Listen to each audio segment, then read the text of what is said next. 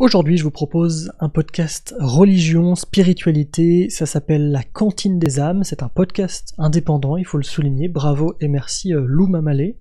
Je lis un petit morceau de résumé, néo-spirituels, athées repentis ou bien religieux convaincus, tous me racontent le chemin qui les a guidés vers leur propre lumière intérieure. Dans ce monde imprévisible, ils partagent leurs histoires et me livrent leurs recettes personnelles pour donner du sens à leur vie.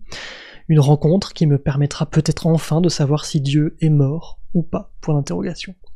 Voilà, donc il y a une vingtaine d'épisodes, ce sont des entretiens, voilà, tranquille, format classique de podcast, mais sur un sujet qui n'est pas forcément énormément traité en podcast, sachant que la religion, c'est ça, et la spiritualité, c'est ça, c'est-à-dire qu'il y a plus de gens qui vivent une spiritualité que de gens qui peuvent se dire religieux aujourd'hui, où on sait que la religion, en France en tout cas, est quand même globalement en recul.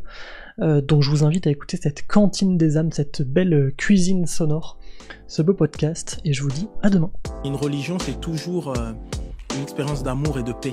Croire en Dieu, c'est douter qu'il existe. Est-ce que vous pouvez nous résumer la pensée de votre groupe ? La Cantine des âmes, un espace sonore et intime où parler librement de foi et de spiritualité. J'ai la foi, mais je ne comprends pas tout. Donc ça m'a contrarié de croire, mais maintenant j'ai fait la paix.